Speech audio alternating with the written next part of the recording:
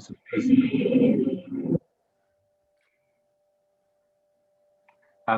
but yes, the webinar is being recorded, so please keep your cameras off and please mute your microphone. We have muted everyone's microphone. It does, as I'm sure everyone's aware, with the mass use of Zoom and other tools at the moment, that having any sort of background noise can completely interfere with the webinar.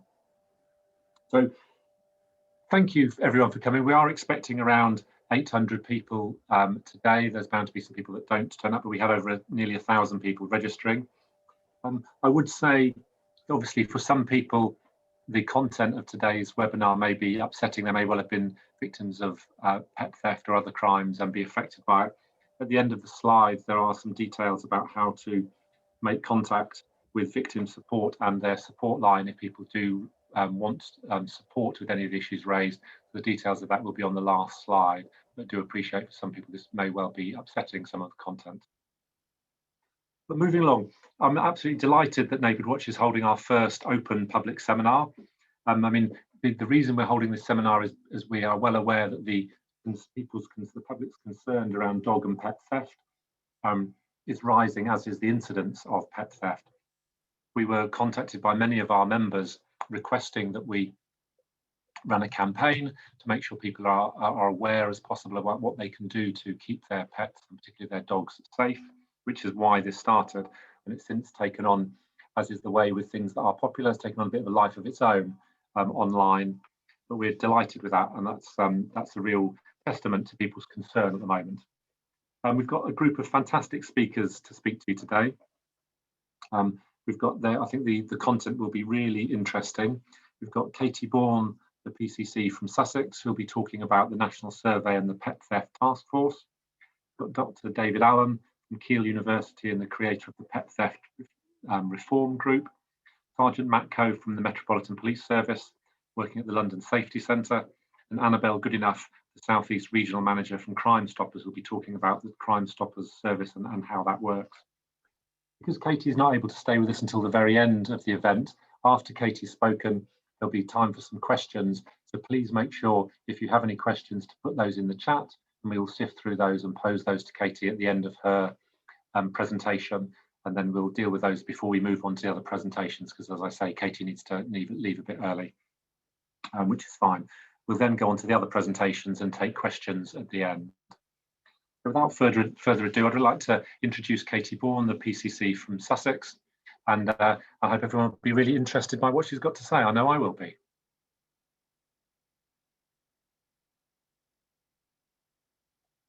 I think you'll need to unmute yourself. Oh, Cheryl, can you unmute Katie?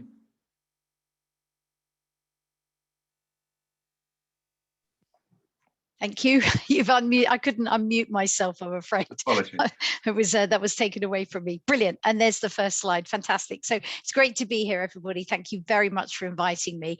I'm going to talk a little bit about why I'm here, and touch on hopefully some quite pertinent subjects for you all. So we know that since lockdown, we've seen a rise in the sale of pets because, you know, people were isolated, or they thought this was a great time to get a pet. And as a result of that, we've also seen a rise and an awareness in the rise of pet thefts as well. So if you do a Google search for buy a puppy, for example, those searches between March and August last year increased by 166% following that start of lockdown. So pets have become quite valuable commodities to criminals. And these fairly shocking statistics, accompanied with the mounting public concern, was shared across social media. And it led me to launch the first ever national survey around dog theft. And I wanted to uncover just how prevalent this crime really is in society, and also spark a conversation around what more could be done to better protect our beloved pets. And as a police and crime commissioner, I have responsibility for policing in its totality across my county.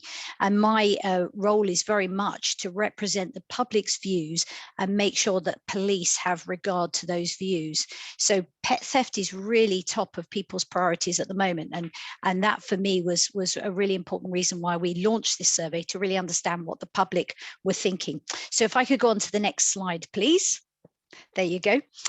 So nearly 125,000 people responded to our survey. I mean, it was a pretty landmark online survey. And the overwhelming majority of those that responded said that they felt that dog theft was a serious problem. And more than 3/4 of the dog owners that responded said they're more scared of walking their pets now as a result of all the pet theft that they've seen across social media and the heightened risk that they feel this has. And some of the other key findings from this survey was that 97% of all our respondents said that dog theft for them was really serious. So pretty much everybody that responded.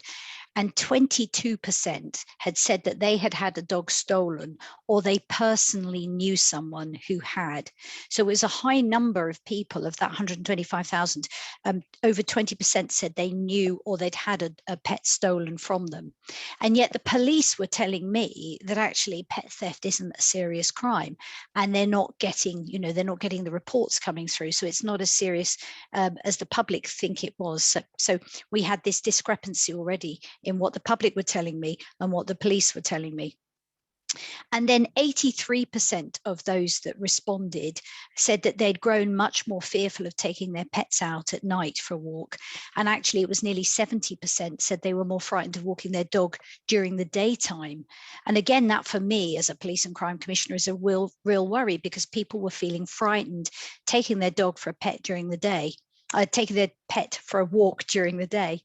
So it was clear that public perception and the fear of this had massively increased in lockdown.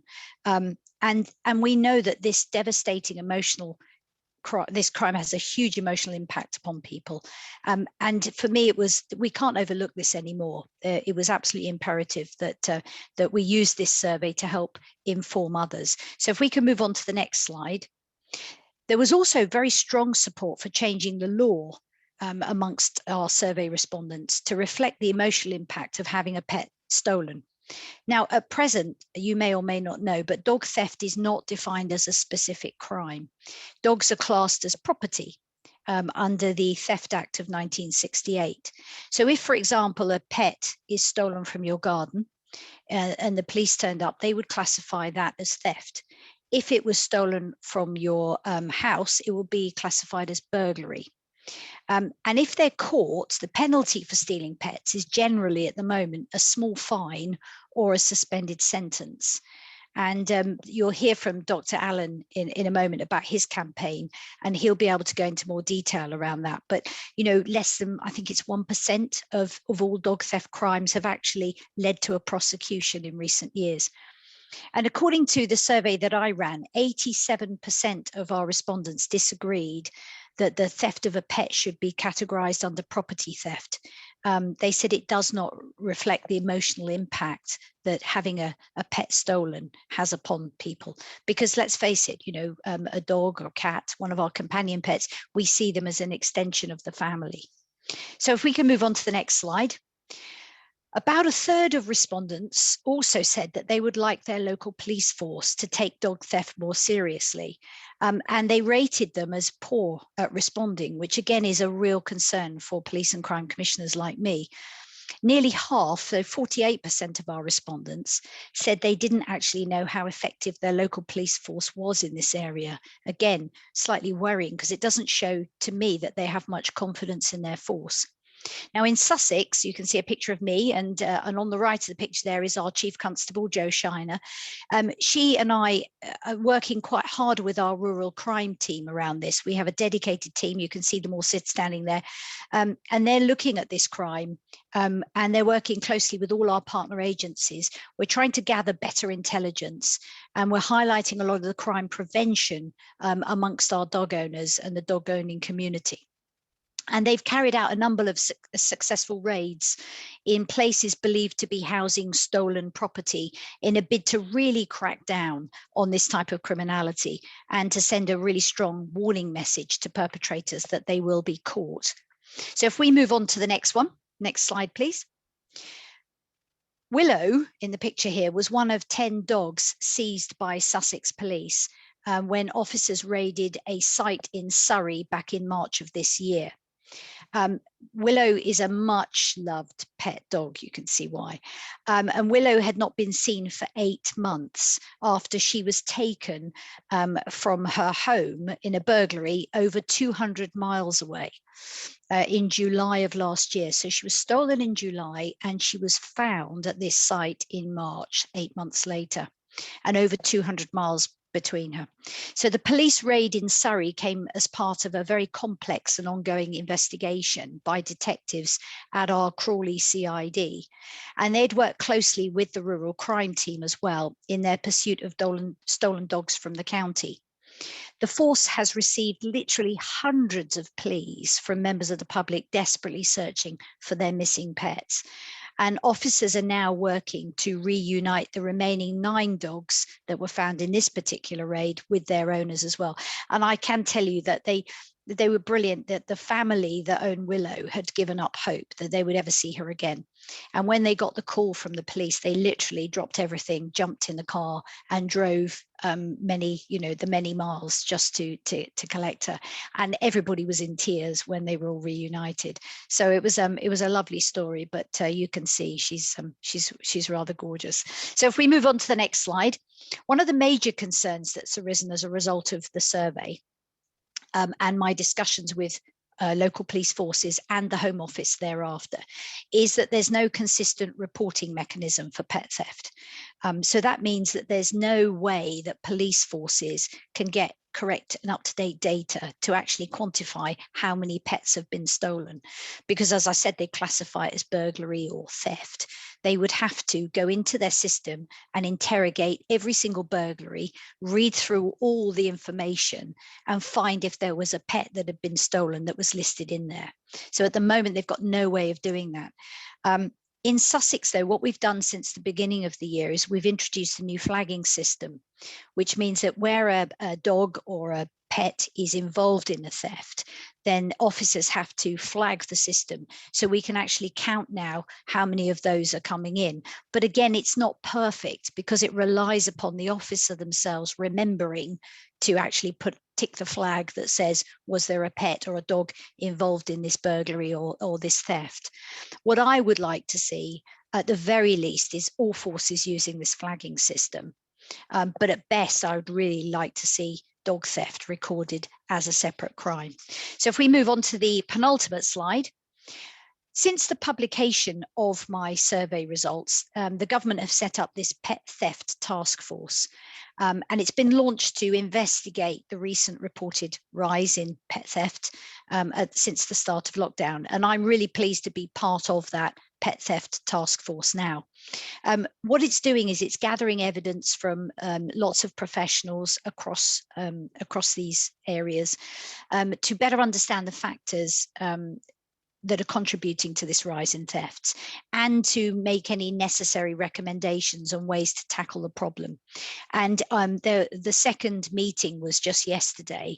And one of the things that was said was that everything is on the table. So nothing is impossible. They're literally looking at everything from end to end.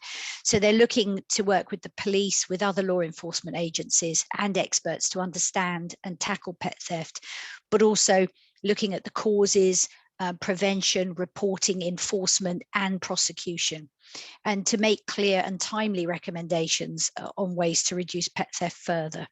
So this is all part of the government's commitment to strengthen the UK's position as a global leader in animal welfare standards.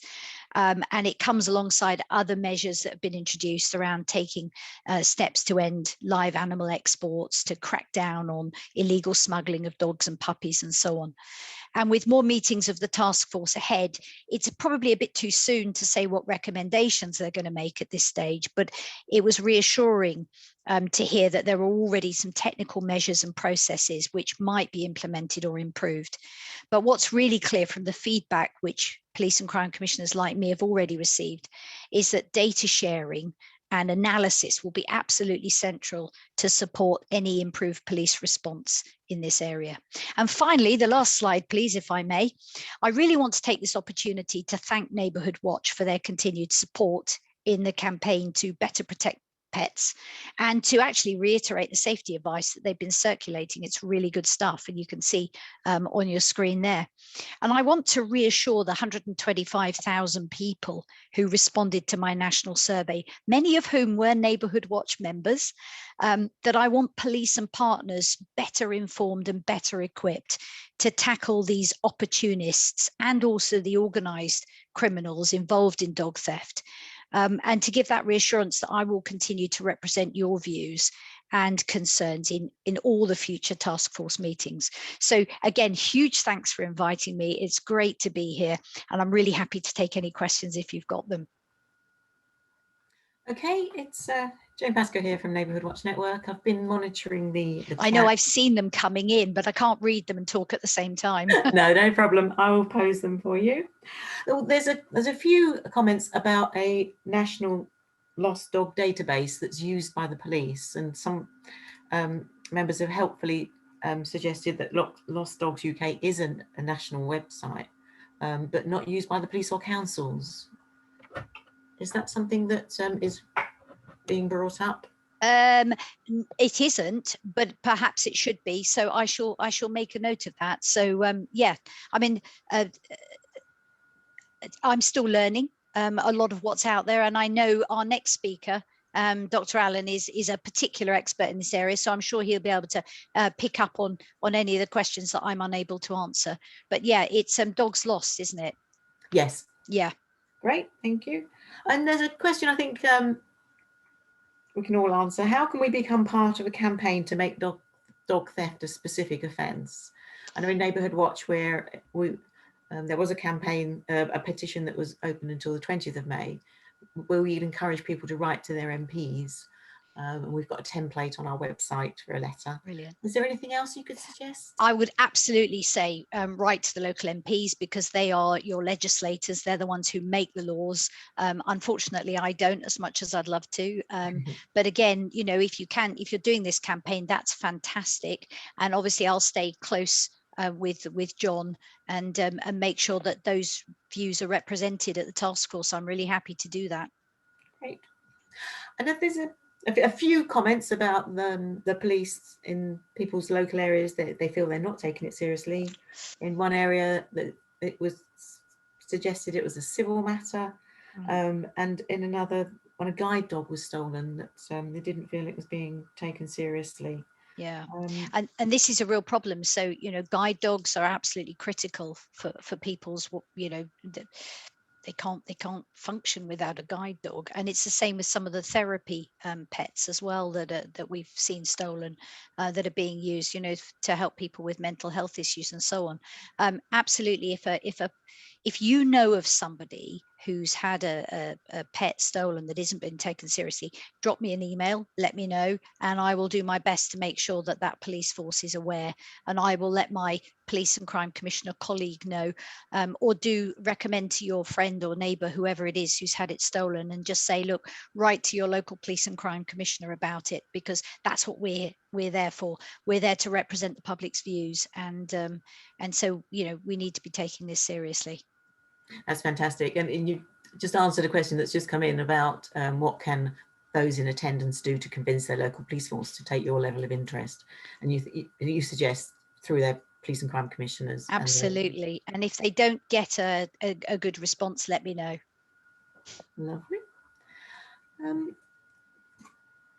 Okay. There was a comment about the Dorset Police and Crime Commissioner, again, looking at how members might lobby people to their Police and Crime Commissioner to take it as seriously as herself. Is there any kind of joint working across police forces amongst police and crime commissioners? Yeah, absolutely. So the Dorset Police and Crime Commissioner is newly elected, and his name is David Sidwick, and I know he's absolutely taking this seriously. So if you Google your area and put in PCC or Police and Crime Commissioner, their details will come up. We all do work together. We meet on a quarterly basis. In fact, we've just finished our general meeting today, and obviously I'm their representative on behalf of all of my colleagues. So, you know, if all else fails, you can always reach out to me in my office as well. Shall I put, if I put my office email in the chat, that might be useful as well for people that are watching. So here we go. Just going to take one more question. There's a few that have come through that I think perhaps some of our other speakers might be able to answer as well. There's just one about, could all the microchip companies be required to share their information on one national database? It kind of links to the previous issue. Dan would probably know a bit better about that one than me. Do you know much about that one, Dan? You'll have to unmute him.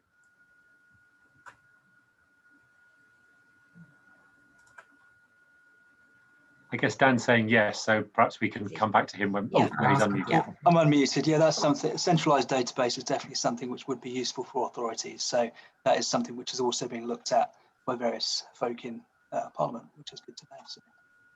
There you go. He's the expert. He's been doing this a lot longer than me. I'm a bit of an imposter. I've just come in with the survey. Although that said, you know, what really got my goat was where police forces were saying, well, it's not really a big issue in our area because we've not got lots of reports, and yet the public was saying it's a big issue for them. That's why we ran the survey, and with 125,000 respondents, it's a bit difficult for people to ignore that now. So that's it's really good. And if Neighbourhood Watch are doing a big campaign as well, even better. Thanks, Katie. That's fantastic. I think hearing some of the figures that you've quoted is shocking. I think having the survey of the public really adds weight to kind of people's concern, as you rightly know. But I would really like to thank you, Katie, for your time and effort to present today. And I know one of the things that I'm really pleased about, I'm not you as one of the police and crime commissioners that I've had some contact with in the past, that I'm really pleased that it's you that's taking this really seriously, because you'll move anything on from beyond chatting about it to action about it, which I think is fantastic, and I'm sure what many people would really want from that. So I'm really delighted that you're able to join us today. So thank you very much, Katie. Have a good evening. Thank you. Bye, everybody. That was Katie Bourne, the PCC from Sussex. We're now going to move over to Dr. Daniel Allen, who we heard from briefly as he answered a specific question just earlier. So over to you, Daniel.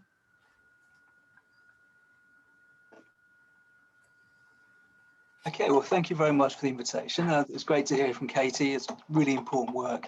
And some of the, I suppose, finer details will be kind of mentioned the next sort of few minutes, and the questions which are asked. So I'll keep an eye on questions coming up as well. Speak quite flexibly, I suppose. In terms of who I am, I'm Dr. Daniel Allen, an animal geographer at Kew University, and I created the Pet Theft Reform campaign with the Stolen and Missing Pets Alliance back in 2018. And basically what that was all about was, I was on social media a lot, on Twitter, and seeing more and more stolen dogs appearing on the timeline, and getting more and more people getting in touch, basically saying, help, share these stolen posters. And it wasn't really something I'd thought about before. Rupert, as you can see in this image, he's my chocolate Labrador. He's almost 10. He's an old boy now. He's with us for some time. And I just thought, if this was to happen to me, if this was to happen to us, and Rupert was to be taken, I don't know what I would do. I wouldn't be able to do anything. That's how I sort of felt. And I sort of thought something bigger has to be done. So I looked and I found that the Stolen and Missing Pets Alliance, which is Debbie Matthews, Jane Hayes, Arnold Wilson, Richard Jordan, have been working on this since 2014. They've been sort of talking about pet theft, saying that, you know, in terms of the way in which the crime wasn't being treated seriously by police forces and within the kind of courts, was something which needed to be looked at. So I did some research into it. As an academic, obviously, I'm interested in animal geography, so the cultural significance of animals. I'm interested in policy, practice, and perceptions of human-animal relations. And now my research very much focuses on animal companionship and pet theft. So what we did was we set up this campaign, Pet Theft Reform, which I'll tell you a bit more in a moment, what that's all about. And alongside that, what's happening now, obviously, last year I teamed up with an academic called Dr. Helen Selby-Fell from Open University. And for me, with pet theft reform and just generally thinking about pet theft as an issue, we need to find evidence-based solutions. So for me as an academic, what I'm doing is working with the figures, talking to the people who have different stakeholder perspectives, and basically writing academic papers about what's going on. Because as Katie mentioned in the previous talk, there's lots of things which we're not quite sure what's happening in terms of the figures, in terms of the media reports, in terms of whether it's same increases across the whole country or in regions, if it's connected to organised crime, if it's these sorts of things will have to be thought about. So that's the introductory slide, which has changed a little bit. So if you want to move to the second slide, that'd be lovely. So pet theft reform, we have a website, pettheftreform.com. So please do have a look. Please do subscribe and sort of add your email address for future updates. As you can see here, we've got support from people like Ricky Gervais, Peter Egan. We've got lots of kind of celebrities and politicians and the public very much supporting what we're doing. And pet theft reform is basically an evidence-based campaign, and it's to make pet theft a specific offence with appropriate custodial sentences. So the key issue that we found was that because of the way in which, as Katie mentioned, the Theft Act 1968 sees pets as property, it means that the implications in policing, the implications on sentencing, is that very minimal sentences are handed down. We're seeing, you know, if people do get caught, you know, they get small fines, they might get suspended sentences. It's highly unlikely that they're going to go to prison for pet theft. So what we were seeing is the disproportionate kind of response to the crime in relation to the impact that it has on families. Obviously, pets are family. The impact that they have when they're wrecked from our lives is massive. It's traumatic. And it's also traumatic on the animals in some cases. So what we wanted to do with this campaign, and what we've been doing since 2018, is basically trying to get the public on side, which we have. Because what we've done, if you want to move to the next slide, that'd be fantastic. We've had all these petitions. So back in 2018, we did the first pet theft reform petition, and we got 107,000 signatures in 6 months. The following year, 117,000. The year after, 143,000. This year, Hannah Goldstraw did an independent petition and got 316,000 signatures. I think, well, okay, what's that mean? Well, it means that obviously this is a big public concern. And as we saw from Katie's survey, a lot of people are really kind of worried and quite scared about their dogs being stolen. It also shows that actually there is a real kind of support here from the public. So thank you to every single person here who signed these petitions over the years. Your signatures made a difference. And I say that because what's happened from this kind of movement in terms of getting pet theft on the political agenda is that the task force has now been launched.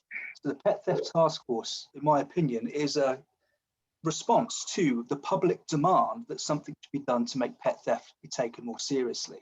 So everybody who has signed these petitions, everybody who's shared them has made a difference. And that's absolutely amazing. And this is just some of the team when we were at Westminster a few years back. Obviously, Debbie Matthews is in there in the middle. Professor John Cooper QC has done some of the legal writings for pet theft bills and so forth. A lot of the dog loss team are there as well. So that's something which I think is important to sort of realise about how campaigns do make a difference, and they can make a difference. And Protect Your Pooch campaign, I think, is amazing in that prevention will stop dogs from being stolen.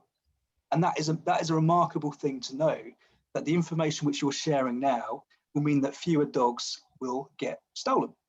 So that is a remarkable thing. If we move to the next slide, that'd be fantastic.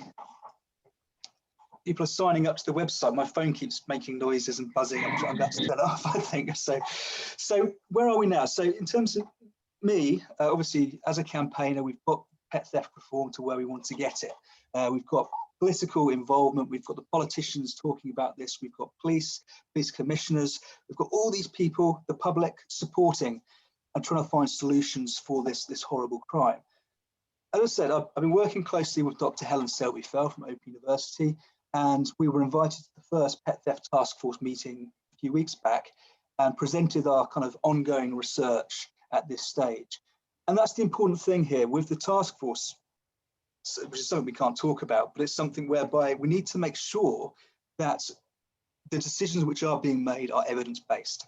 And as Katie alluded to in the previous talk, that means collaboration and conversations between lots of stakeholders and lots of different perspectives. That's the only way in which we're going to get an understanding of the full picture, the bigger picture of what pet theft is all about. Okay, next slide, please. And in terms of the research itself, obviously, this is something where there's a whole team involved. It's not just myself, it's not just Helen. We've got Professor Ken Pease, OBE, we've got Adam Peacock, Jamie Arathune, all a part of this. We're writing these academic papers, which hopefully will be useful and interesting to those who look at them in the future. Just to give you an indication of some of the stuff which we're doing, the research aims and objectives, the questions, I suppose, from these papers. One which will be submitted very soon in the next few weeks, experiences of dog theft, victim impact and community-based action. So looking at this, one of the things which has come through from this is the fact that this is a high harm offence. It's something which has a massive impact on the individuals who have their dog stolen from them. So that's something at this stage isn't being taken into account within the kind of legal system. So that's something which needs to be sort of considered. Also, the extent and nature of dog theft in England and Wales. One of the things which I'm going to show in a slide in a moment is the importance of bringing together different types of data. What we're finding at the moment is there's data coming from all over the place, there's opinions coming from everywhere, which aren't necessarily always the best places to find that information. And that was one of the reasons I started the Pet Theft Reform website, was it's an authoritative place to sort of find out about what's going on. So do just check it out every now and again. So with this, what we're trying to do is build an evidence base. And this very much feeds into what the Pet Theft Task Force are also doing. And obviously we're sort of alongside working, I suppose, as well with that. But it's looking at the extent and nature of the problem, trying to formulate some kind of response or various responses, looking at crime prevention, detection, using various academic literatures to frame that, but also testing and evaluating new interventions. So it's quite a lot of things are going on here. It's something which we're hoping that it's going to be able to really make a difference. We all know that pet theft is an issue. We should all sort of realise that it's not going to be a quick fix, and there are going to be various levels in terms of coming up with some kind of solution. Next slide, please. I just wanted to show you these kind of headlines, and I think my talk's probably relatively short. So people want to ask questions at the end. It's kind of intentionally, I suppose. One of the things which I've been asked about a lot is which figures do we trust? What do we actually believe when we see all these things? Katie's survey is fantastic because it shows a level of concern that has arisen about this crime. So that's a really important thing. It shows that it should be on the political agenda. It should be on the policing and courts agenda too. But what we're starting to see in the media is always different things sort of floating around, and it's really kind of difficult to navigate through these sort of facts or fake news and all that kind of thing. So in terms of has dog theft increased? Yes, it has. So that's the first thing. Dog theft has increased. It has been increasing, if you're looking at police data, year on year since about 2014. There was 1 year where it kind of dipped slightly, but in terms of limitations from dog theft, police data and other data sources, that's something I could talk about another time. How much has it been increased by? Well, this is the interesting bit. So if we look at these media reports, this ITV, lockdown leads to 170% increase in dog theft. Now, that is correct, okay? In that this is from Dog Lost, who is a fantastic organisation. They're a voluntary run organisation. They have the biggest database of lost and stolen dogs. It's free. So do sort of make sure you do sign up with them and check them out. They do amazing work. It's not just the database. They also work really closely with police forces. They work closely with lots of people behind the scenes who really are, very, very, very good at what they do. The 170% increase in dog theft is based upon 2019 and 2020, so that year, and it's in relation to their database. So there has been an increase in the number of dogs which have been registered as stolen with crime reference numbers between those 2 years. So yes, that is a factually accurate figure in relation to dog lost. Okay, so that's just something to bear in mind. It doesn't necessarily show a national increase. It shows in relation to that organisation and people sharing their data with them. The other thing you'll see here is dog theft. Owners scared of walks incidents. Think about that. And this is something, again, I'm going to say generalized things at this stage because obviously our research is ongoing. We can't sort of break down statistics. But what we can say is, well, in terms of the number of incidents where dogs are stolen during walks, it's far less likely to happen than your dog being stolen from your garden. or from an outhouse kennel, or from your house, which again is where this new campaign is really important, because your own property is somewhere where you should be thinking about where your dog is, that it's in sight, it's searchable, all those things. This figure here you'll see is a 250% increase, a 250% national increase. And this has been stated widely, kind of accidentally, I think, by certain people. Then it's had to have been quoted again and again because it's in public domain. And basically what this figure was a 7-month comparison of one police force, and there was a 250% increase of dog thefts those 7 months between 2019 and 2020. Somebody said there's been a 250% national increase. That sounds good. So it's been repeated again and again and again and again. There is no data to suggest there has been a 250% nationwide increase in dog thefts. So that's, again, it's fake news. There's something just to be aware of, that there are different stats out there, and not to sort of say, well, this isn't happening, but just to think about where these things may be coming from. The third one here is, this is more recent, this is a month ago.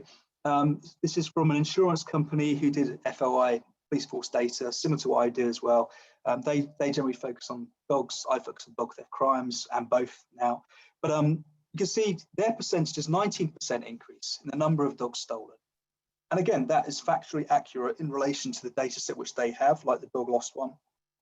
The 250% isn't accurate, but it gives you an idea about these different types of numbers which are out there and how this feeds into basically scaring the public, I guess. This kind of scaremongering which is happening to a certain extent. But alongside that, there's also the fact that you do have to be vigilant, you do have to be aware, and it is something which is a rising issue. So my research, as with Helen, Selby Fell and others, is looking at this, trying to figure out exactly what's going on. It's really difficult to sort of understand, come up with solutions if we don't know exactly what's happening. One of the other things which we're sort of looking at is the fact that there are differences across the country. So different police forces, some have had increases in dog theft crime, some have had decreases. This is partly linked, it could partly be linked to the way in which recording has been done with dog theft. It could also be down to the resourcing in terms of the policing. So they might be putting more time in now to actually prioritise this crime, which is amazing. All these things have to be thought about. The figures have to be looked at alongside talking to the police, alongside talking to the people involved, alongside talking to Dog Lost and other organisations and stakeholders. So it just gives you an idea of what's happening there in the sort of broader terrain of numbers, I suppose. And so it just gives you that idea. Can we go to the next slide, please? That'd be great. And again, I think it's important to frame this within the bigger picture. What's happening now? So all these campaigns, whether it's pet theft reform, protect your pooch, these sort of things, it's really important to see where we fit in. And we do fit in. We're actually a part of this. So you look at the task force objectives, these are in the public domain, is gather research, commission work, to look at the scale of the issue. This is the interesting bit here for everybody here. Consider the issue from the end to end, including causes, prevention, reporting, enforcement, and prosecution. So this new Neighbourhood Watch campaign, which I think is fantastic, prevention and reporting, that's where this fits in. And this is where I hope that this campaign continues into the future, because it is something which I think will, help as a part of this broader way of looking at the crime. As I said before, in terms of the campaign, keep them secure, keep them in sight, keep them searchable. It's really, really good advice. It's things which hopefully, not everybody's on social media, not everybody goes onto animal organisation websites. With this campaign, it'd be great if you could also do, your public meetings, for any leafleting, paper versions of what's being advised would be really, really, really good, I think, because it's something whereby there's a lot of cases where people don't get to see the educational campaigns which are coming out there because they're just not going to the right places. So that's, again, something which hopefully can be thought about with this new campaign. Okay, next slide. And this is the final one. It's just to think in terms of, signing petitions, in terms of sharing posts on social media, in terms of really sort of making sure that people work together to show that this crime should be taken more seriously and that people should be the people actually listening within the kind of political domain. We've got various people here, Ian Duncan Smith, Tom Hunt's both been very supportive of the pet theft reform campaign, very much pushing this forward. It's something whereby there are a few things which will be coming forward in the next few weeks, where people can start writing to their MPs again to get them to do something alongside actually saying they want change. And that's something which I can't say it now because it hasn't started yet, but there will be two things in relation to politicians which will be emerging in relation to pet theft reform, which people will start sort of getting their MPs behind. And again, we see from the weekend, or from, was it yesterday? What day was that? Boris Johnson threatens to increase sentences for dog theft. You know, this is very much on the political agenda. This is something which, you know, change will happen in some way. But I think something to sort of reflect on is the fact that even if pet theft and dog theft crime hadn't been increasing over the years, one stolen dog is one stolen dog too many. And that impact that it has on the family is something which needs to be taken seriously. And that's what it all goes back to. So whether dog theft is increasing, decreasing, doesn't matter. The fact that a family member is being taken from their family, that's the most important thing. There needs to be some kind of deterrent, there needs to be some kind of punishment, and the public needs to be protected also. So I think that is all that I would like to say. Thank you again for the invitation. I'll try and answer some questions. Thank you, Dan. There's a couple that specifically for yourself, and then I think there's a few that I can throw in at the end once everyone has presented. Lots of questions around data, about whether there are regional data sets that are available so people can understand what's happening in their particular area or their particular police force area, like Thames Valley is one particular someone was interested in. And is it higher in certain areas than others? In terms of which forces have more dog thefts, in terms of numbers we see from obviously the police, generally the more densely populated areas are going to have more dog theft crimes. So you have London, you have the Met, for example, you've got places, West Yorkshire, which I think is Leeds and those sorts of areas. You've got Manchester, you've got Liverpool. So basically, if it's a highly densely populated place, the likelihood is going to be more dog theft crimes, which is what you'd expect for any crime type, I believe. In terms of what places are getting increases and which are decreases, again, this is something where there have been obviously things going out in the media recently from different data being shared from police forces. And what we need to do is actually speak to the forces and speak to individuals who've been a part, you know, had the crimes against them, to figure out exactly what's going on here. Because what might be happening, if you've got a place in a part of the country where there's been a 70% increase in dog thefts through the police system, could be down to the fact that they're now giving more crime reference numbers than they were previously. They might have just said, well, actually, no, it's just disappeared from your garden. It's not a dog theft. Whereas it might be really positive in that they're actually now working with people on the ground to say, well, actually, yeah, it probably is dog theft. Here's a crime reference number. So there could have been some kind of change of policy within the actual place which takes dog theft more seriously. Also, if there's been if numbers are relatively low, it could be that they're not being recorded. It could be that they've had a bad relationship with trying to get crime reference numbers and get support, and they might be choosing not to, go to the police. And again, that's something without I can't mention certain places to be perfectly honest, but it's something which these have to be taken into account. So we could see a massive increase in certain force, and that could be because that force is working a lot better with certain stakeholders, and it means that they're actually taking the crime far more seriously than they have done in the past. Okay, thank you. There's a couple of questions about educating the public, particularly in respect of where they buy the dogs from, concerns around puppy farms and concerns that people are either don't care where they get the dog from or what the implications are, or that they're just not aware of the implications and what they're actually funding. Does that come through from your research? Yeah, I haven't done that much research about puppies and breeding and so forth. Talked to a lot of people who are in that kind of area in terms of their expertise. I work closely with Mark Abraham of Lucy's Law, Banned Puppy Imports, and Appadorg and so forth. I think the most important thing in terms of educating the public, and this is something which people have been trying to do for the past 10, 20 years, I think, but the main thing is to make sure you go to a proper licensed breeder. A kennel club would be the indication, or you go to a rescue, which is legitimate rescue. I think that's something which is really important. You know, buying dogs off the internet is something which is readily available. You can do that. Can they assure you that those dogs haven't been stolen? No.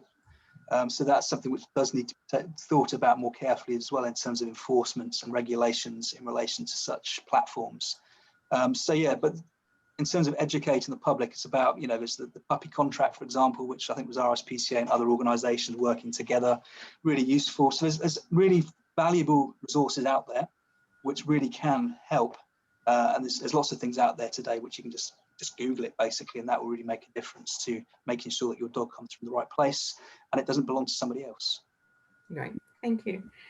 And just a comment, a thank you from some of the members about your petition. A comment that petitions do work, and thank you for, you know, raising this issue and getting something done. Thank you. There are some other questions on the chat. I will save the ones, lots about fighting back, and I think I'll save that for when we have the police and Crime Stoppers. Thank you. Thanks, Daniel. That's fantastic. I think the what you've highlighted in terms of being really clear about the evidence and you know, not being swayed by the amount of false information purporting to be evidence, and that is all kind of responding to. I mean, it ties in, I think, with something Katie was saying about being very much evidence-led.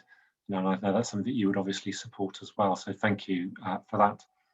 If we can turn now to Sergeant Matt Coe from the Metropolitan Police Service. So over to you, Matt. Hi everyone, there's a wonderful picture of me there.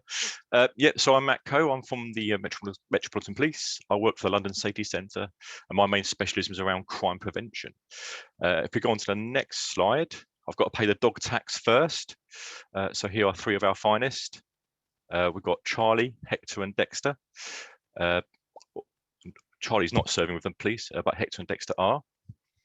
I'm going to talk about the national intelligence picture. Obviously, Daniel and Katie have already touched about crime figures. I'm going to go into that a little bit more detail. I'm going to talk about offender profiles, what kind of the offenders we're kind of looking at. Social media, its impact and effect on investigations.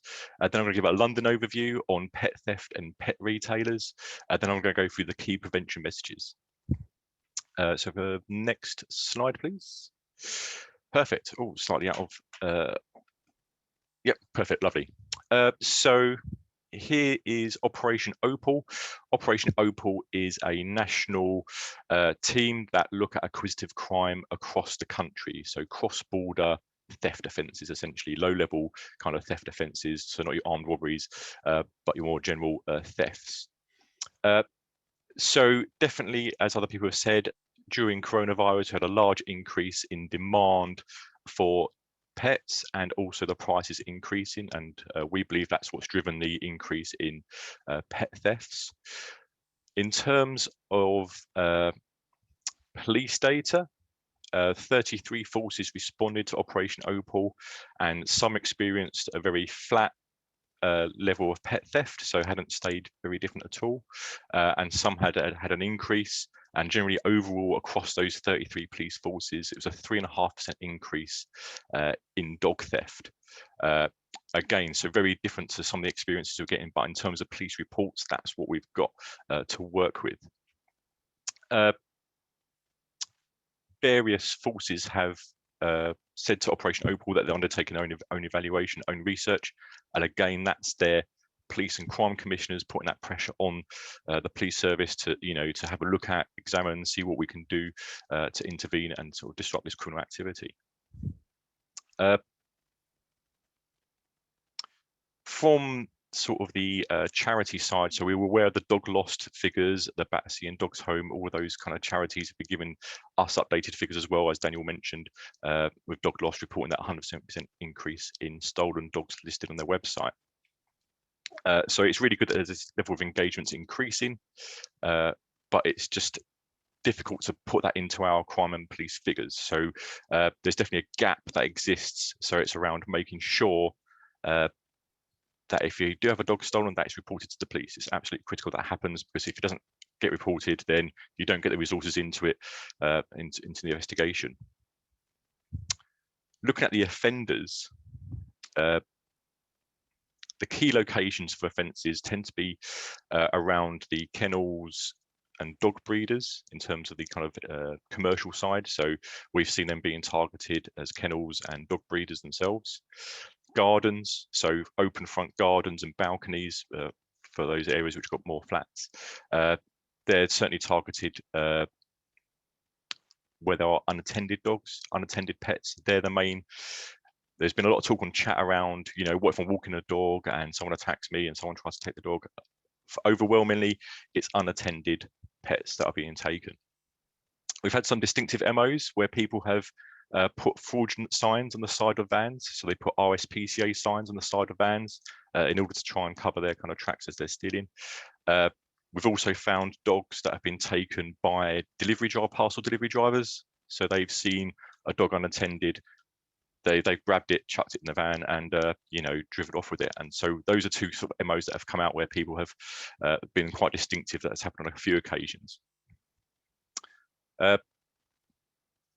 We've also seen that a lot of the offences are quite opportunistic. So again, looking at the gardens and the balconies, people are walking down the street, they see a dog, they're aware of the value that dogs have, and they take the dog and run off with it. So most of the time it's unattended pets. It's very rare that it's going to be a pet that's attended or got someone with them. If we move on to the next slide.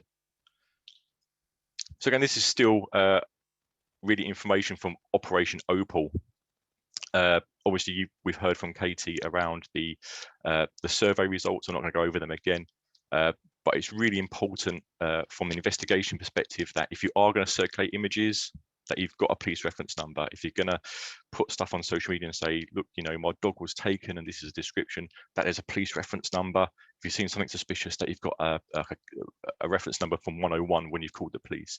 It's really, really important, because it's so difficult for, so our lead for dog theft in the Met has had lots and lots of crimes reported to him via social media, and it turns out that they're historic, or they've come from other parts of the country, or they've come from, in some cases, from other countries, and it's hard to find that out if there's no reference number on the actual image itself.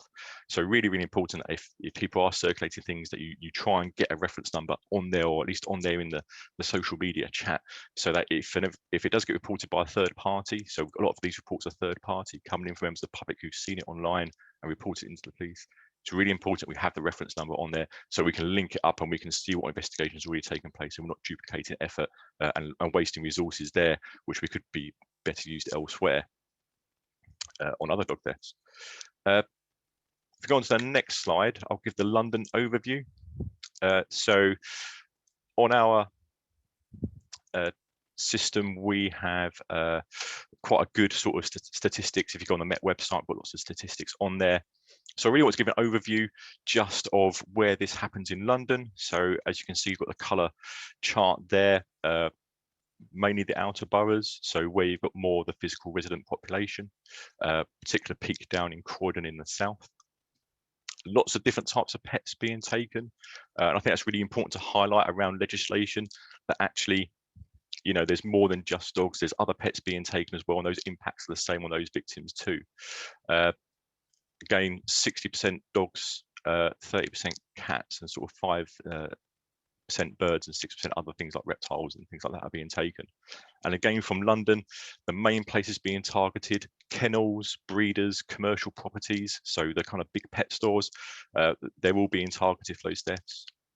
When it comes to homes, it's the garden and balconies, so leaving your pet out in the garden unattended. Again, that's a key opportunity for the person walking down the street who's just trying their luck, as a lot of these criminals do. They're not sophisticated people most of the time. They're not very organized. They're just walking around the street because that's their job, is to walk around the street and find things to take. And they see an opportunity and they take that opportunity. Again, unattended cars is another one we've had quite a peak of in the Met. So again, leaving pets unattended in cars, obviously not a great idea anyway when it's hot weather. But again, just those, I'll leave my dog outside while I'm going to the shop. I'm leaving my dog in the car just while I go and do this. That's another key opportunity there, where you just walk off from your car or into the shop, and someone sees the opportunity and takes it. It's a quick, easy crime to do. And the other thing around offenders for the Met is known people. So we've had quite a few crimes where it's neighbours, housemates, ex-partners, relatives that take dogs. And I mention it because it's important actually to establish ownership. And when I talk about prevention, ownership is going to be one of those things that's really difficult. And I've seen it on the chat around microchipping. But again, establishing who owns a pet is really, really tricky and really, really difficult, and something really needs to be looked at as to how that can be kind of more coherent across the country, because you end up with these, where this happens, where a neighbour, decides to adopt, your pet, and then you end up in a really tricky situation. And I've seen some comments around civil disputes, and I suspect that's where it comes from, where you have everyone's known to each other, you've got a pet, and it's hard to prove who owns it, and it's really difficult as investigators to unravel that, because we don't know necessarily the answer to that. So just to put that in there into perspective, if we go on to the last slide, I'm going to talk about prevention quickly. So again, like I mentioned, the home and the garden, so securing that garden boundary. So again, try and have your pets, if they're running out, have them in if you've got a front and back garden, the part of the garden that's least overlooked, so people can't see your pet there. If you have gates, front gates, side gates, anything like that, having those little alarms or bells, similar to the type you get when you go into a shop and you hear a little ring, but you get driveway monitors, things like that. If you go online, driveway monitor is one. There's a few other kind of alarms and bells that can sound in your home and let you know someone's coming up the driveway. Useful just in general life anyway to have that. You've got those smart video doorbells that do the same thing. They set off a little alert when they see some motion going past, things like that.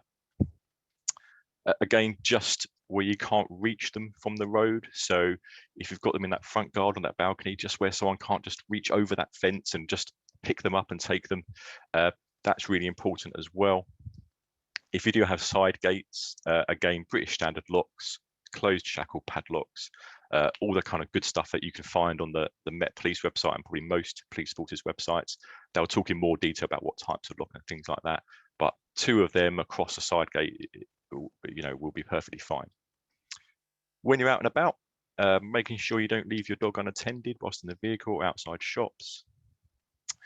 If you're taking them for walks, keep them on the lead, particularly if they don't respond to calls, so you don't have them running off, and then you end up again in that situation where someone just takes the opportunity to take them. And again, you don't want to be going to the police and sort of saying, oh, I let my dog off the lead and it's gone. It's really difficult for an investigation to go on from there. And the last part is around registering and identifying your dog. So again, microchipping your pets, really, really useful. Take lots of photographs of them. What are their distinctive marks? Lots and lots of photos. I'm not a dog person, so I might look at a dog and go, it's a dog, and not appreciate the differences. So if you've got lots and lots of photos of your pets, it's really, really useful for identifying that and going through that. Again, don't advertise on social media. So if you might have, obviously you'll love your pets and, you want to show them off, but actually you are also at that same point creating that kind of tracking system where if you've got that organized criminal, that they can go, I want this particular breed or this particular type of dog because it's got particular value. You put pictures on there, you perhaps got pictures where you take them for walks. Perhaps they're going to be at obvious times or certain times. And again, you build up that picture for the criminal that can perhaps take advantage of that. So try and minimize those kind of photos on social media, particularly if you've got a particularly valued dog, in terms of a valuable dog, that an organised criminal might look at. And again, that last point, establishing that ownership. So making sure that you're very clear about who owns the dog. microchipping, all those sort of things. And a really, really good point, and that was raised internally by my colleagues inside the Met, is education about breeders. So again, you know, if someone's looking for a pet and you just see a post online and go, hey, look, you know, make sure you're looking at a kennel club registered breeder, because these other ones you can't particularly trust for all various reasons. So we're just seeing in the chat there, so about breeds that are valuable, I mean as in breeds that sell for a lot of money. That's what the criminal is looking for. They're looking for money. They're not looking for a pet, are they? So they want to find a dog that is valuable. You know, being blunt, they want to sell a dog and they want to make money, and that's the issue, is that obviously pets are all valuable to us, but it's just being about extra conscious about what a criminal might look for.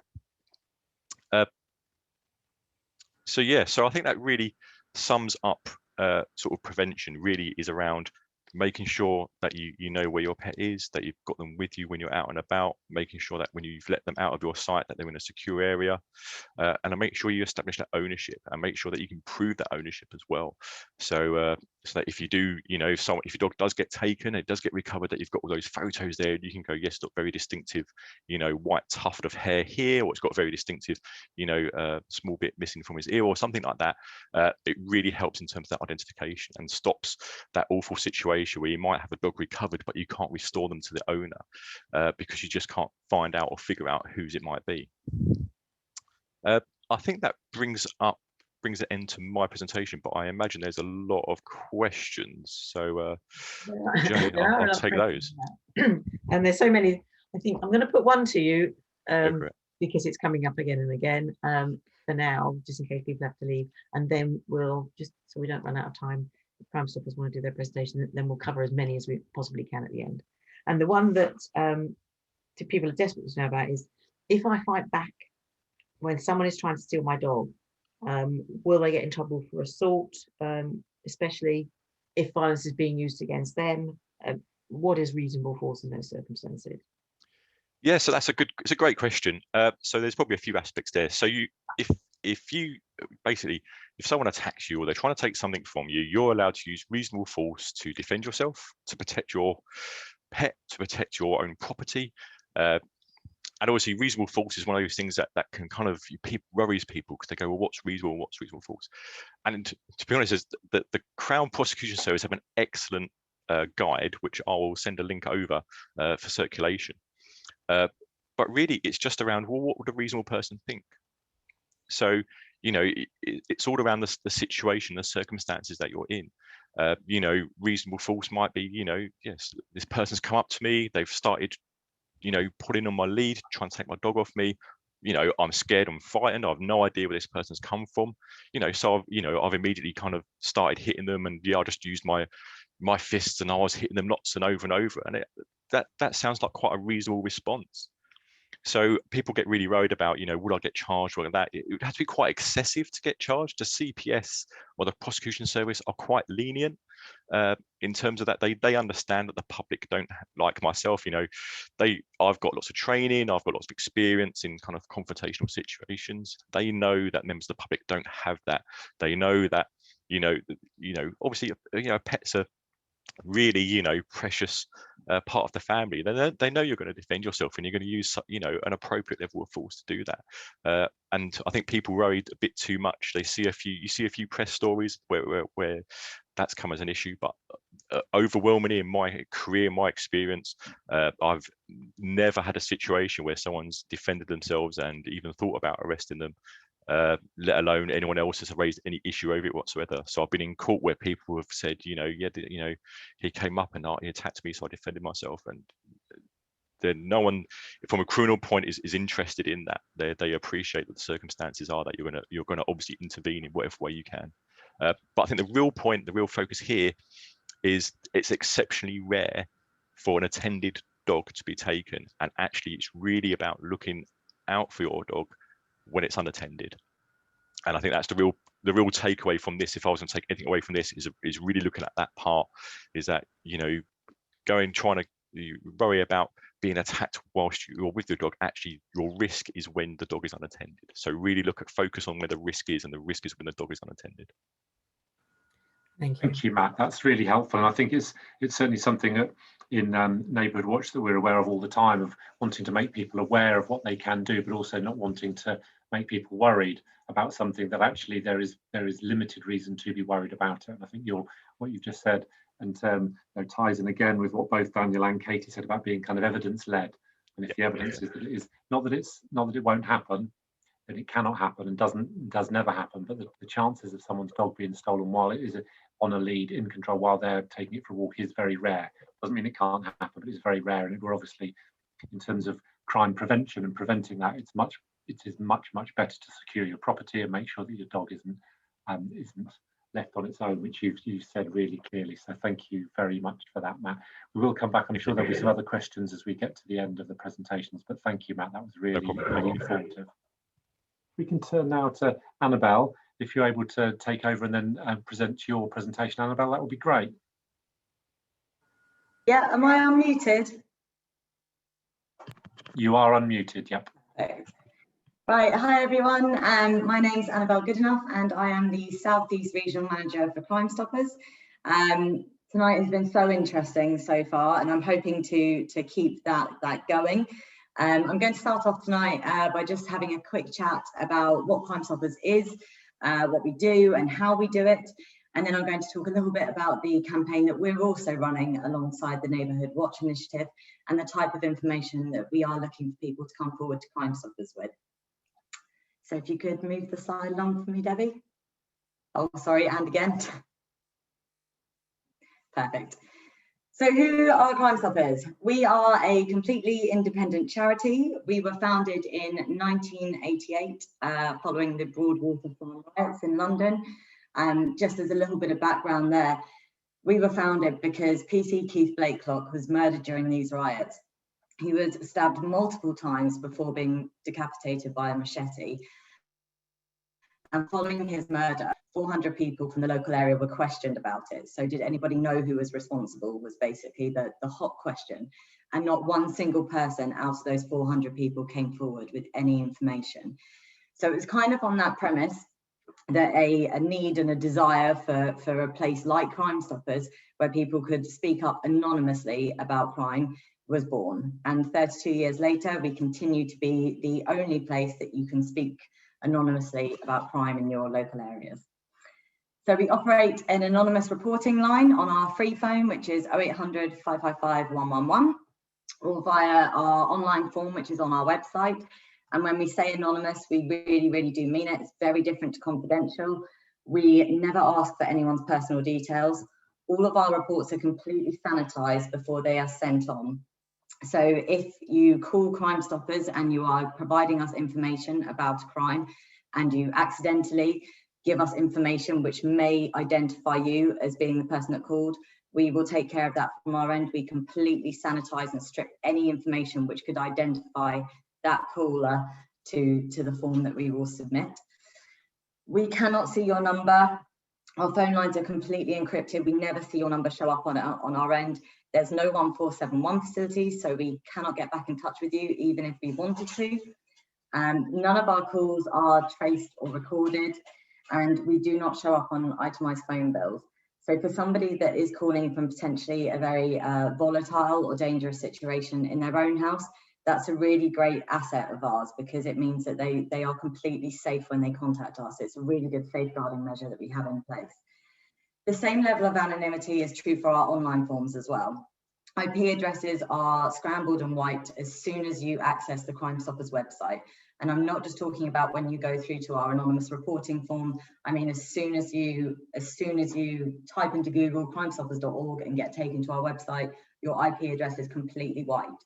And we will sanitize again any forms that come through to us via the website. Our specially trained call agents will go through them and absolutely ensure that there's nothing in that report which is identifying who might have contacted us. Once we have that information and it's been sanitized, and a senior call agent has also has had a chance to reflect and have a look at the report and is completely happy with it, we then send it forward to the relevant law enforcement agency or other appropriate kind of place for this to be dealt with, which could be Border Force or HM Revenue and Customs. It just very much depends on what the information is that we've received. We aim to get all reports to a police force within about half an hour to an hour period. However, if we get information through which is really time critical, or there's about to be a crime in action, or someone's life is imminently in danger, we have a direct call line through to each one of the forces throughout the UK, and we will instantly call that information through. So almost from us receiving the information, it can be out in a CAD system in a police car within 15 minutes should it need be. So I do also have one very quick little video that I just want to show you. It's a new digital asset that our campaigns team has pulled together, and it should give you a really nice kind of visual representation of everything I've just spoken about. So it'll show you the journey from somebody deciding to contact us all the way through to when that information gets to the police force. So if you could play the video, that'd be great. There'll be a slight hitch on this because I know we've had to make this by leaving the screen sharing and going to another, but I'm sure Debs will be on it. Okay. At Crime Stoppers, we don't want to know who you are or how you know about the crime. We just want to help you speak up, anonymously. You can pass on your information to us safely and securely, either using our online form or by calling one of our trained staff. Our online form can be used in whatever language you feel most comfortable with, and is made simple by asking you specific questions relating to the crime you're reporting. When you report a crime to us over the phone, your number can't be seen by our contact handler. The call is not recorded, and the telephone line is scrambled, so it's impossible to redial or track the source of your call. It won't even show up on your phone bill. Once you've given all of your information, you can leave it with us to securely forward onto the most appropriate law enforcement agency. We won't know who you are, so you won't hear from us again. Which means no police contact, no witness statements, no courts. It doesn't matter how much or how little you know. Your information could help build cases and solve crimes. Speak up, stop crime, stay safe, 100% anonymously.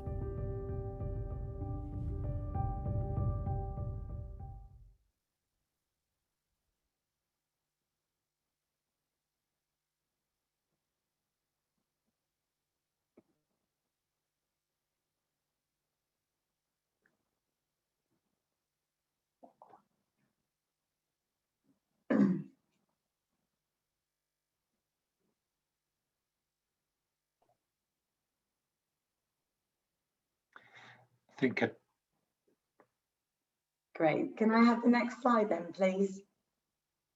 Brilliant. Okay, so why am I here to talk to you tonight, and what are Crime Stoppers doing to kind of help fight this these horrendous crimes? So we have recently launched ourselves, started it on the 17th of May. We have launched alongside Neighbourhood Watch and also co-branding and kind of supporting their, well, having their logo on quite a lot of our materials. We have launched a 3-tiered campaign, which is looking at 3 different crime types. The first one being dog theft, which will run for a week. The second one being puppy farms, which will also run for a week. And likewise with the third, which is looking at puppy smuggling. So our adverts and messaging, which hopefully some of you may have already seen across some of our channels, are going out on Twitter, Facebook and Instagram. And it's a mixture of 3 different kind of elements or remits that we're using. The first of which being crime prevention advice. So we are also providing through our dedicated landing page from all of these adverts through to the Crime Stoppers website, information about how to keep your pets safe and kind of hot signs, if you like, for puppy farms or puppy smuggling. And we are also obviously encouraging the call to action to Crime Stoppers to report any information. If I could have the next slide, please. So speak up, stay safe. Now, it's a slightly difficult one for us because obviously we do want people to contact Crime Stoppers. However, we are also pushing that first and foremost, if your dog has been stolen, then the quickest way for you to get action and to get support is to call the police directly. And secondly, If you are witnessing suspicious activity or behaviour in real time, so for example, you are in a public place and you are, say you're at a park and you've noticed that a van has been there for 3 or 4 days now, kind of pitching up at the same time, very active with a lot of people around it, and approaching people and speaking to them about their dogs, please do report that kind of information as quickly as you can to the police, because it really helps them to action it quickly. However, we are available if you are uncomfortable with speaking to the police. So for example, if it's not your dog that's been stolen, but you have information about a dog that you suspect may be stolen, please, that's one of the times when it'd be really great to get in contact with us. If you are witnessing suspicious activity, but it's not in real time necessarily, it was something that happened a while ago, or it's something that you've seen vaguely in the distance, then please do get in contact with us. In terms of puppy farming and smuggling, really, I mean, these are some of the signs you can see below. For example, one of them is, have you or someone you know been offered a pedigree puppy extremely cheap? We all know that pedigree dogs are generally much above the market average for a mongrel, obviously. But we have all seen those highly suspicious adverts as well, where there is a litter of, say, in fact, it happened to myself and my husband. So about 4 years ago, when we were looking to buy our current dog now, Lucy, I had seen an advert on Facebook for a litter of golden retriever puppies. And we have been looking at some of them, but these seemed a really good deal at £600 each. And we did go to meet this so-called breeder, who actually turned out to be 2 Irish lads who had rented out a property, which again is, I think Matt had kind of alluded to that as well. It's very common that when you are going to meet a breeder which isn't maybe above board, they will have rented a property, or they'll ask to meet somewhere which is very public, and it's not in the home setting where you would expect to see a mother and her puppies. So anyway, we pitched up there, and these puppies can't have been much older than 6 weeks, and we did report it. And obviously we didn't fuel this serious and organised crime or economy by buying one, but we did report it, and that's the type of information that we're looking for at Crime Stoppers. Other things are obviously if the breeder has a whole load of different breeds and litters for sale, that's definitely a red flag and something that is worthwhile reporting to us. If you see any adverts which you are concerned about for puppy sales, please do get in contact with us. Or if you are pretty sure that you know somebody which is stealing animals or running their very own puppy farm and you have good information, please do get in contact with us. So I think I only had 10 minutes tonight, and I was conscious we were running over. I think I've managed to do it in breakneck speed. But yeah, the long and short of it is that we will take any and all information. If it's a crime in real time, or if it's personal to you, please contact the police in the first instance. But as much information as you can give us when you call us about suspicious activity is ideal. So registration plates, kind of the look of the person, location details, etc. All of that will help us pull together a really good report, which will give the police actionable intelligence. And I think that's it from me. I don't know, Val, you've been a star in terms of timing, so well done, your gold star. That's great, thank you. So if we could just move, I know there's been some questions that have come up, Jane, so I don't know if you're able to point those towards the most appropriate person who's been speaking. Certainly. Just a couple for Annabelle, specific to Crime Stoppers. Is there a phone app for Crime Stoppers that people can use to report? Oh, pardon? Is there a phone app for the phone? There isn't a phone app, I'm afraid, no. It is something we've looked into previously. However, unfortunately, due to the nature of apps on a phone, we cannot then, we can't securely enough guarantee someone's anonymity. So currently, we have no phone app, but you can contact us through the Crime Stoppers website or on the phone number 0800 555 111. Thank you. And another question about how is Crime Stoppers, the information that you receive from the public, used as evidence if you can't get back to the person and it's anonymous? Yeah, so we operate a really simple service, as you've probably just seen. Really, once we have the information from a member of the public, we send it forward to, say we were sending it to Thames Valley Police. It's then very much up to the police to take that information from us, to decide whether it is something that fits into a larger picture, maybe part of an operation that they've been working on, or whether it screams organised crime over it, and they decide that they're going to hold that intelligence and keep putting it into a bigger picture where eventually it will be actioned, or they may well take action immediately if it's something which is quite time critical, or is a very cut and dry kind of standalone piece of intelligence. But really our main function is to simply take information from members of the public which, for whatever reasons, personally, they don't want to contact the police. So it could be social pressures, it could be that they're reporting somebody that they know, a close family friend maybe, maybe their own spouse if it's a domestic violence case. So really our facility is just to give those people which ordinarily, if it wasn't for us, wouldn't have a voice, to give them a voice, and then pass on that information on their behalf. Great, thank you. No problem. And just a couple, I think going back to Matt on these ones, there are lots of questions about what are legal in terms of deterrents that you could carry with you. Obviously not pepper spray, but firearm, but things like lemon juice, perfume, deodorant, hairspray, and just some ideas about how people might reassure themselves and make themselves feel safer when they're out and about with their dog. Yeah, so it's really difficult to comment on what you, if you take something out with you, then you intend to use it to defend yourself. You kind of cross it into a kind of an offence already, because you're taking something out with an intent to kind of cause harm. It's really tricky to do anything which sprays or discharges like a liquid. They tend to be classified as firearms. Albeit obviously not going to be charged necessarily as much as carrying a handgun, but it is technically a firearm in itself. So it's really difficult to kind of say anything like taking something like that out with you. I would say, again, going back to that initial point, that it's very unlikely that you're going to be attacked for your pet whilst you're out walking it. It's much more likely when it's unattended. Personal attack alarms are, again, quite cheap and easy to get hold of. So Amazon, eBay, personalalarms.com, they've all got a wide range of alarms, which again, criminals don't like attention being drawn to themselves.